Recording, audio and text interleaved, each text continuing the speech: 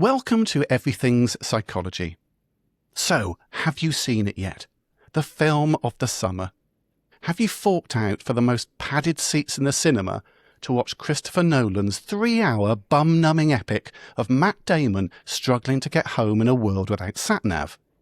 If you have, did you sit there thinking, why has a 3,000-year-old story got any relevance to us today? And is there any real psychology in here? And did the Greeks work something out about being human that we've spent 3,000 years ignoring ever since? Well, these are exactly the questions my guest asks in their new book, The Odyssey Mindset. So with me to discuss the psychology of the Odyssey is Dr Sam Akbar, clinical psychologist, Oxford classicist, and author of the wonderful new book, The Odyssey Mindset. Hello, Sam. Hello, Paul. Thank you so much for having me on. Oh, great. I'm going to get into this discussion because, I did sit through it and I went through it. And it wasn't it was a pleasure, to be honest. I enjoyed it. But before we get to the story, the Odyssey, and Christopher Nolan's interpretation of it, I'm interested in your journey. And I guess I'm interested, how did you get to the point of linking the Odyssey with contemporary psychology? Well, so I studied classics at university, and once a classicist, always a classicist. You're in the cult or the club. There's no leaving. There's no leaving, and I'm very happy about that. And I guess it just has always been ticking along there. And then I ended up becoming a clinical psychologist. And my way of thinking about psychology is, obviously I practice and treat patients and so on. But actually, psychology to me is everywhere. And it's everything. I mean, you might be onto something, Yeah, Paul. I'm not going to argue with you, am I? Yeah. And for me, psychology isn't just limited to kind of labs or our clinic rooms. It's in literature, it's in art, because it's in culture, it's in how we express ourselves. Psychology is, it sounds ridiculous, but it's the fabric of who we are and how we interact with each other. So is it any surprise that we find great psychology in great literature? Of course not, because it's from human beings. And our art is always going to be an expression of that psychology. If we understand psychology as how we think and feel and interact with the world and ourselves. Again, you're selling coals to Newcastle here, of course. But I suppose as I came out of the cinema, which was my latest experience with the Odyssey, I had previously read the poem whilst at university, so quite a while ago. But the Odyssey is set in, obviously, a mythological time of sail ships, monsters, and messengers that take years to convey news around the globe. We now live in a time of EVs, Elon Musk, and near instantaneous communication.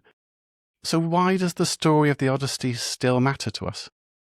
Because I think people see beyond the kind of quick communication thing. It's speaking to something that, in psychological terms, I was thinking about it this morning. I think it appeals to us on a different level, a much more emotional level, maybe rather than just a cognitive level.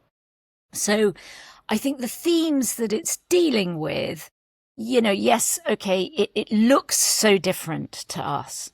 But the hero's journey is one that's very familiar to us. It's, Joseph Campbell talks about it, the kind Done of... a whole episode on that. Yes, yeah. So well, I really love Star Wars. Star Wars has the same hero's journey. The Matrix, Harry Potter, it's all there. It's all there. So why does it speak to us? Because I think it taps into kind of fundamental human experience that we recognize, even though we are not warriors who went to Troy. We recognize joy, suffering, loss, grief, happiness. We see it in those characters. We understand longing. We understand home. We understand wanting to be with our families. We understand wanting to find peace. We understand inner turmoil. So we understand the themes that are woven through the Odyssey because they're so fundamentally about being a human being.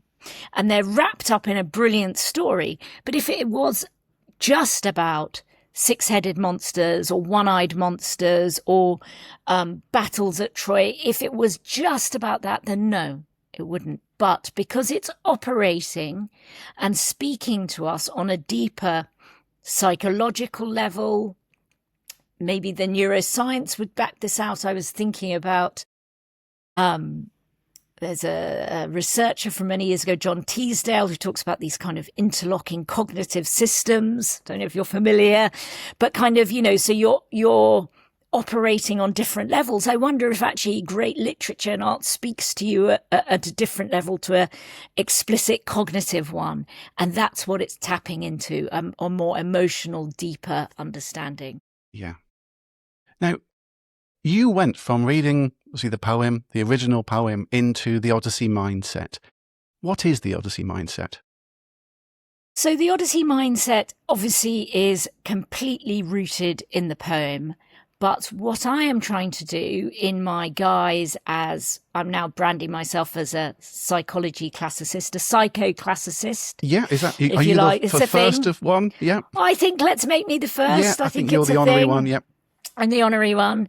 And trying to bring this evidence-based psychology background I have together with my classics background in a way that provides a kind of way of understanding our trials and struggles and great joys of life through the lens of this magnificent poem that has endured for so long, because great authors are great psychologists. I feel like I've been saying that a lot lately. So Shakespeare is a great psychologist. Tolstoy is a great psychologist. Homer is a great psychologist because they understand what makes us tick, and they can reflect that back to us in an incredibly powerful way. That's why we still have those, that's why we're still drawn to those works of art, literature. So my thinking was, well, how can I draw out from this deeply psychological poem that is a reflection of ourselves, no matter where we find ourselves in our history. The Odyssey is a poem that meets you where you are, both in life and in this moment in our society. I think that's another reason it's really successful. And I wanted to draw out for people some more explicit ways of thinking about the poem and your life. But how does psychology inform that? What are the things that you can do or think about that would give you a different way of moving forward, but drawing all of that from the Odyssey as well? Yeah. And can you give us some examples of that? Because I think what I liked about your book is how much you do base it in real life and your contemporary life as well. You mentioned AI, social media, Instagram, all the things that we do talk about, whether it be for us, our children and our behavior. You do then link that back to lessons from the Odyssey again. So that's what I thought was really a wonderful accompaniment to the poem and also the film, if that's what you've gone to see. Can you give us some examples of that? Because I think that would really come home for people. Okay, so one thing might be what I call the calypso effect. So you don't see this in the film so much, but the story is Odysseus, after many struggles at sea, loses all his crew and is washed up on Calypso's island. Calypso is a nymph, a goddess, and she keeps him there. Now, he has a rather jolly time at the beginning. I mean, one of the things that Nolan's films misses out is Odysseus is a lover and not faithful to his wife. That makes a bit of a trickier Hollywood thing, doesn't it? It does. So he stays there for 7 years, but he really wants to go home. And she says to him, why do you want to go home? We have this wonderful life here. And she lives in this beautiful property on a lovely paradise island. Even when the gods visit her, they're like, wow, this is great. The gods who are coming from Olympus. She's foxy. She never ages. And she's saying to him, I will make you immortal and ageless if you stay here with me. Yeah. There's a wonderful moment where she says, and I bet I'm more beautiful than your wife. And I bet I'm taller than her. Yeah, I remember that bit in the poem. Yeah, and he's like, no, I want to go home to my human wife. But he's so tactful about how he says it. That's another great thing that Christopher Nolan hasn't included. And I accept you have to make the film that you're going to make. But Odysseus is so sort of suave about how he kind of rejects her. And what she's offering is is this seemingly perfect life. Yeah. And what the modern day equivalent of this calypso effect is a life that is saying to us, have the stuff, have the house, have the car, have the extension, have the plastic surgery, have the clothes, have all the stuff that seems so appealing, but yet is hollow to you. Maybe to some people it isn't, it's meaningful, that's fine. But those are the examples I draw. That's the calypso effect. It's this kind of trade-off of saying, have the surface of what you want, but underneath it, she has taken away what it means to be human from him. He is a man who revels in being human. And Christopher Nolan draws out, he doesn't want to be a god. That's not who he is. This life is for gods, but I am immortal. I need meaning. And for us, the calypso effect exists everywhere. We can have the trappings of what looks like a successful life, but without meaning, it's an empty bargain. Yeah. Does that relate to the hedonic treadmill, that need for the perfect life, or at least the perceived need? And social media especially can push that out there, that we look at others, potentially celebrities and their life, and think, we need this. If only I had that car, if only I had that house, if only I had that job, that romantic partner, if only I had or all the way down, and you mentioned this in the book as well, all the way down to, if only I had the perfect app that can organize my life, I would be happier. It would always be, if only I would be happier. Yeah, I think that there is definitely a truth in that we can get trapped on this hedonic treadmill because we are fed so much of this in a way that no other point in society has had something in their pocket that is so powerful in terms of a phone and what it's giving you and what you see and how you consume. And it is so, you and I will remember a time when we didn't have that. Yeah. And life was very different. And I feel comparison was very different. The paradox of this, of course, is that Homeric heroes cared very much what people said about them. They cared about this idea of kleos, about how people sang about you after you were dead. So it's not to say that they didn't care about what people thought. They cared about what their obituary was going to be. Oh, okay. Which I think that we still care about, but I think we also care about, well, I think they did too, the trappings of what we have. Yeah.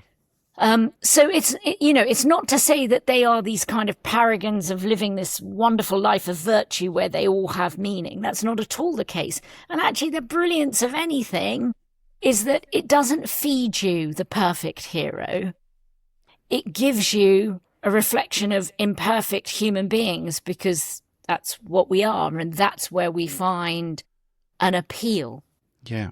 And talking about, it mattering to us, going back to the calypso effect, if we acknowledge that, we acknowledge the, comfort can be a cage, as you say in the book, which I think is wonderful.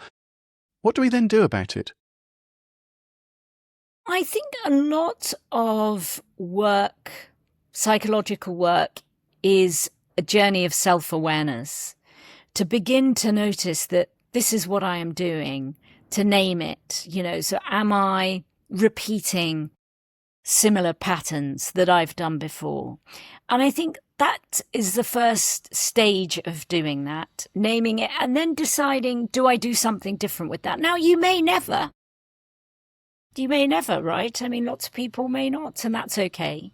But I think beginning to realize what is, do I want to say controlling you, but influencing your actions? Yeah. That's, I guess, noticing, am I trapped in this?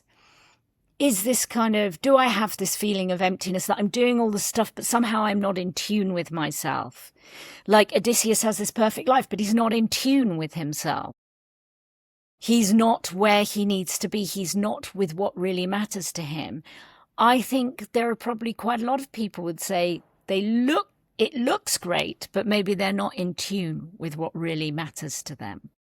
And so is the Odyssey mindset about that? It's about, yes, the acknowledging, the self-awareness, but also about creating who we want to be? Yeah, definitely. I think it's about taking you on that journey of what is your nostos, what is your journey home. And it takes you through, as you know, in a series of steps, but it ends with arrival and the complexity of arrival, that what you might be working towards. You may have been so changed by your journey. Can you ever come home? Or do you have to find a new home for yourself, spiritually, metaphorically, emotionally? The beauty of the Odyssey, it speaks to the complexity and sometimes the very kind of unsatisfying nature of human existence, that sometimes it isn't all tied up nicely in a bow at the end. That arrival has its own set of problems. If you ask any veteran, they might say that. Yeah. Or a refugee, as you know, I work with refugees. That the arrival, you aren't who left. And I'm going to move on to something which somebody else mentioned to me, and it just sparked something. And I thought, oh, yes, it's easy to mistake the Odyssey as a very male story because of Odysseus being at the centre of it. What is the Odyssey mindset for women? So I was very keen for it not to be a book just about Odysseus. So we always remember the traveller, the protagonist, of course, but the women in it are fascinating and they often carry the story. So, of course, Penelope goes on her own Odyssey. She might not ever leave the palace. She's what I call a loom-based hero. He's a sea-based hero. And one of the ways that I think about Penelope, and actually Christopher Nolan kind of draws this out in one of the lines he gives her, where I think, if I remember correctly, she says, men do what they want, women do what they can. And the way I've interpreted that for her, as many of your listeners will know, she's got this famous story. She buys herself time from having to choose a suitor by weaving her father-in-law's funeral shroud, and by night she unweaves it. And for me, what I love about that is that it is a beautiful moment of resistance and resilience, because she's showing great internal locus of control. She's saying to herself, or we don't hear her articulating it, but this is my interpretation, is that I am in a society, in a system where I cannot wield the same power to effect change. So I'm going to have to do it in a different way. And this is how she's doing it. This is her act of resistance. And what I love about her is I feel like she's saying, I may be successful, I may not be, but I am good. I am not going down without a fight. This is who I am. Yeah, yeah. And I know Nolan's on record as saying that his Odyssey is based on the 2017 translation by Emily Wilson, which is, again, from her when she's interviewed, she was talking about the translation that she wanted to do as a female translation. It's always been translated by men, and therefore it's had a very male-centric view of it. Do you think that changed Nolan's Odyssey? It's a good question. I used Emily Wilson's translation in the Odyssey Mindset. I think it's a brilliant translation. There's a huge, furore about this, but you cannot translate it without your own bias and context, etc., wherever you are in time. And so why not have this now? We've had very many male translations over the years, and we've never really questioned that. So I think, yeah, it probably did change it a little bit. But if Christopher Nolan had dug deeper and maybe gone off and, learnt his ancient Greek and read it in the Greek, you'd find it there. Yes. Let's talk a little bit about Nolan. I know the poem and obviously your book is what we're going to talk about, but it's so recent and so popular at the moment, isn't it? Nolan did make a lot of changes from the original poem, and you've mentioned many already. Overall, did you think Nolan captured the essence of the poem or not? Yes, I think he did. But I think it is a much more sanitized. sanitized version of the Odyssey, or Odysseus is a much more sanitized character. So what I think his version has lost is Odysseus is a rogue. He spends 7 years with Calypso, a year with Circe. He's a great storyteller. He's a great liar. He isn't just this angst-ridden veteran of Troy that Matt Damon is. Now, that is part of him, but it's not all of him. And thus, the humor is lost. The Odyssey is very funny in parts, and we lose that. So we lose part of him. And I understand why Christopher Nolan has done this. You're making a Hollywood film. It's very hard to have the nuance in this sort of scenario. And I don't mind that, because I feel like if Christopher Nolan's film is the gateway drug to the actual Homer, fine. If people come to Homer and love the poem and celebrate the humanities at a time when apparently they're all, we don't need them. Actually, this is saying, no, we do need them. These are asking the great questions at a time when we're really thinking about what it means to be human because of the way we have developed technology and progress.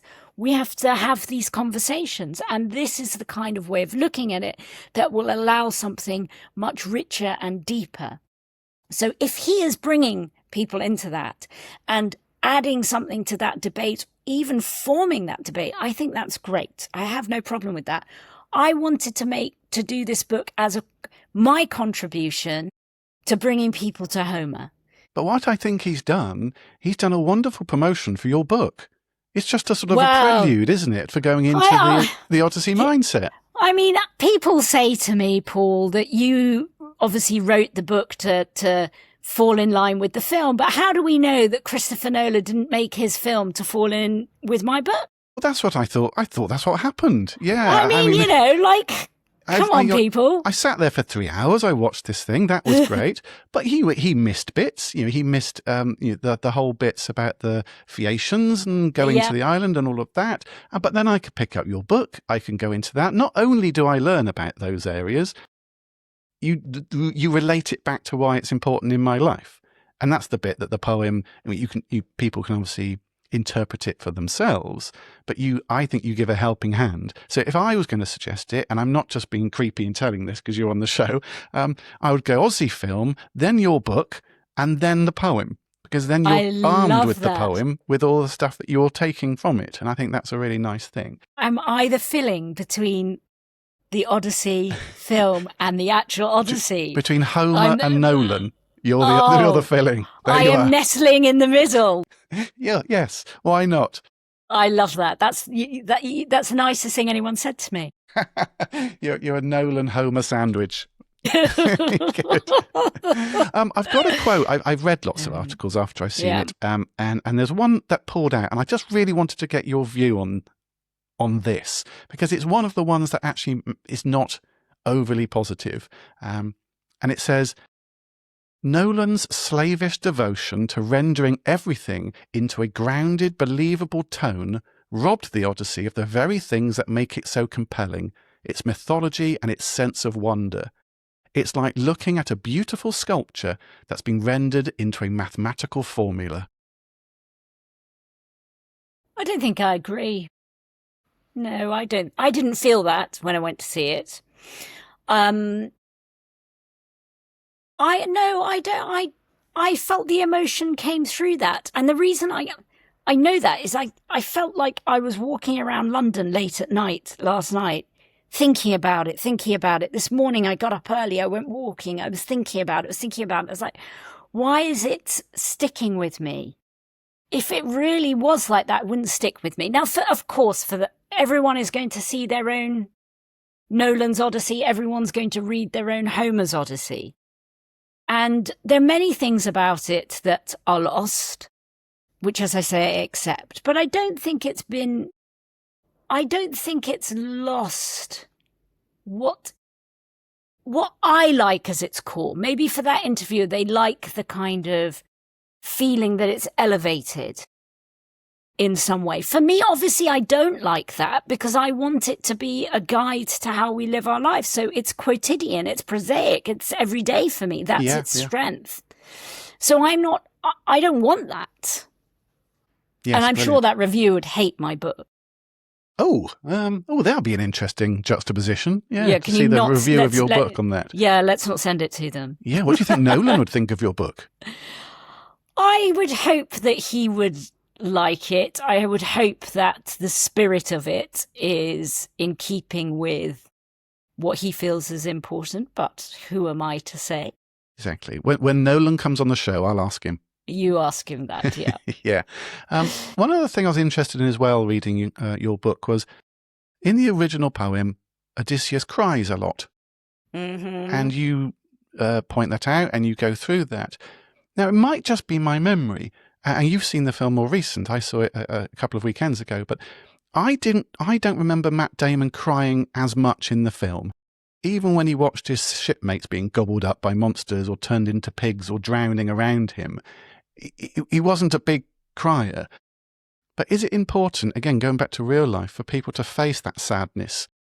Well, that's exactly something I did notice, that the first time you see Odysseus in the poem, he's sitting alone on Calypso's island and staring into the sea and crying. And this is how we meet this hero who's been built up and built up and built up. It's a great hero of Troy. And he's just crying and staring at the sea. And for me, that's a great moment that's actually been lost. And that's where, he's lost the richness of Odysseus, because he feels all these difficult feelings. He quite often cries. Homeric heroes cry all the time.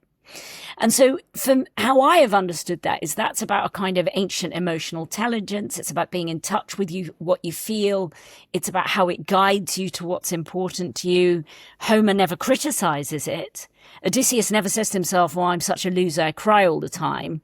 People occasionally say, we've cried enough now, let's have dinner. All right, fair. So I do think that element is missing. Because I found it interesting, and I think I read about it in an article where you were interviewed as well, about sort of the modern interpretations sometimes of ancient Greek wisdom as the stoicism. Yeah. And it's sold to young men as never show weakness. That's the thing Yeah. to do. You're a stobro. I mean, how wrong have they got that? Well, I mean, I think that's one interpretation of it. Certainly, I think that if you look at people who really are knowledgeable about Stoicism, who write about it and research, and philosophers, that's not what they're saying. I think there's a sort of strain of that has probably come out. But I don't think, the Stoicism is much more nuanced, I think, than that. Somebody asked me recently, why is that kind of thing so popular? And I think it replaces what religion had. There's something about Stoicism that can, if you want it to, feel quite black and white and give you quite a good blueprint for what to do in different situations. Yeah. And I think it gives you what maybe religion gave us once. And I think people are looking for that, especially in uncertain times where we don't have those religious or civic structures that maybe held us. We're looking for something about how do I need a set of rules through which I navigate life. And I'm going to go back to something you mentioned earlier, because when we talked about Penelope, you talked about it's her locus of control. And you say in the book as well, it's one of the best examples in literature of an inner locus of control. Could you just expand on that a little bit for me?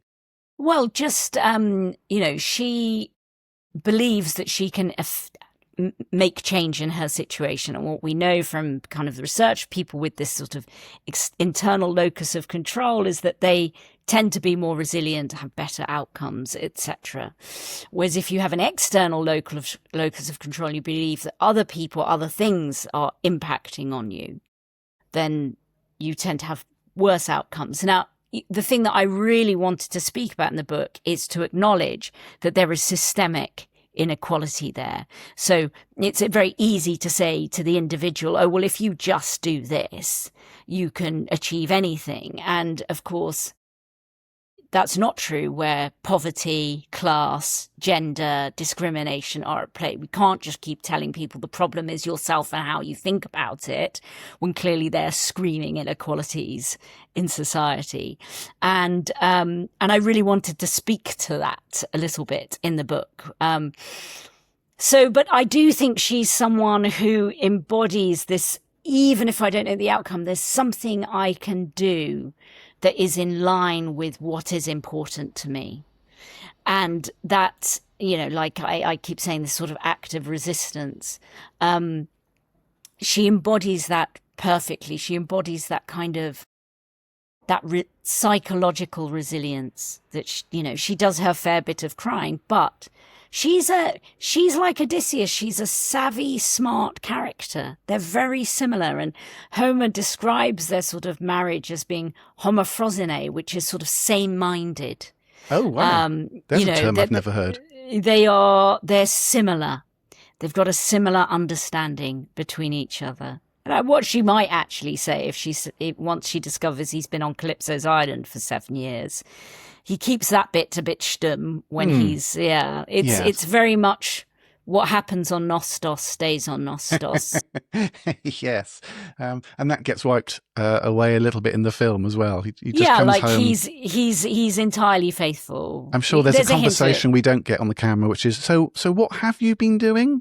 Yeah, where have you been exactly? Yeah. Whose lipstick is that? Yes, quite. And you were there, so hang on, for how many years? And how many bedrooms were there? Yes, exactly that. But I did think, again, going back to Nolan's film, I thought Penelope came across quite well, because she did come across as clever as Odysseus. And I think possibly even cleverer, because Odysseus makes mistakes all the way through. I mean, from the Cyclops, and he doesn't trick the Cyclops in the film like he does in the book. He still makes the mistake, and he makes mistake after mistake after mistake. Whereas Penelope kind of is doing things well, and even at the end when she's sort of tested, when Telemachus comes in to sort of to see if her love is there, and absolutely she's strong, she's powerful, and she's tricking all of these suitors who are using all the resources, taking advantage of the Zeus's law. And so I thought Anne Hathaway, there was one scene, and again I won't spoil it if any listeners not seen it yet, but there's one scene when she shouts at Telemachus and you think, I love that. Wow. Yeah. Okay. Yes. I loved that, because it's not in the Odyssey, and it absolutely is. He's like, yeah, I'm a man, I'm going to tell her what to do, and she's like, I have been holding this together for 20 years and you've barely got bristles on your chin, boy. And I love that bit. I was like, yes. Yeah. She has been holding that situation together. She has been buying time. She has been running Ithaca in many ways by waiting for Odysseus to get back. So just to sum up, again, going back to the beginning, almost the first question, why should somebody buy your book? They've seen the film. Maybe they're going through life journey. Maybe they're not. But what does your book give them today? I think it gives you a way of deepening and enriching your experience of the film. So if the film moved you in any way, or you wanted to know more, there is something much deeper there. Now, you can go and read the Odyssey for sure, which I think is great. But if you want a way that really clearly pulls out those lessons that the Odyssey teaches us and translates them into ways that are relevant and engaging for a 21st century reader, then I hope my book would do that, to help you engage with the Odyssey in a fresh and new way, with the knowledge we have now about psychology and how we can improve our lives, or what we can learn about ourselves. And even if you're not going through a difficult time, it's a great way, I think, of reflecting on this very potent cultural moment, right? This is quite a big moment. We are all feeling like we are part of something. And I think the book will help you capture that moment. I've got some quick fire questions for you. Odysseus, hero or a liability you would never put in charge of a team? Liability. One word for Penelope. Rage. Which would you least like to meet? Scylla, Charybdis, or the Cyclops? The Cyclops, because there's something more human about the Cyclops that is more upsetting. Nolan's Odyssey, masterpiece or magnificent mess? Magnificent, messy masterpiece. I was going to say, all somewhere in the middle. Yeah. Yeah. And an Ithaca or the journey?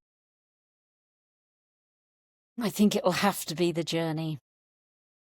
Go on, you can expand on that last one. Well, I think we all want to reach our Ithacas, but sometimes they aren't quite what we think they will be. And there is always something to be learned in the journey. And of course, and I quote it in the poem, it's the best poem really about this is Cavafy's poem, Ithaca, where it says, keep Ithaca always in your mind, but never forget what the journey has given you. And I think as a psychologist and a practitioner, and I suppose you might say I'm also a human being, I think the journey is the thing. That is where life happens. And finally, I do an odd thing where I plug in any publicly available information about the Odyssey and your website and details on Wikipedia about you. And I ask the AI, what question would it like to ask you? And I don't filter it, it just comes back. Now, I will tell you on this, it has happened a few times. I don't know if AI is going through some existential problems, but it's worried about itself. Anyway, I'll play you this question so you can answer it, Okay. and then we can have a chat about it.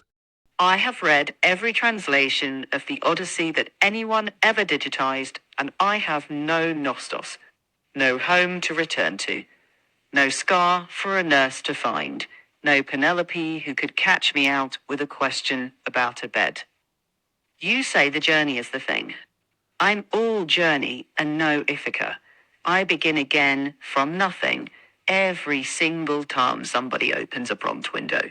So by your own 7 lessons, am I the hero of this story? Or am I just the lotus eaters with better search facilities? Do you see what I mean? I think she's going through a problem, but I think she needs some help. yeah, and needs a even sounds a referral. bit sad there. I feel a bit sorry. I think they need some therapy. I know, we're feeling sorry for AI now. What's your thoughts on that? Well, I think basically you are a lotus eater with better search facilities, and no human being would say that because every human being has a Nostos. That's the difference. Like whatever happens to you, you have a Nostos, you have a scar. And that's what AI doesn't. And that is the differential. Dr. Akbar, thank you so much for coming on.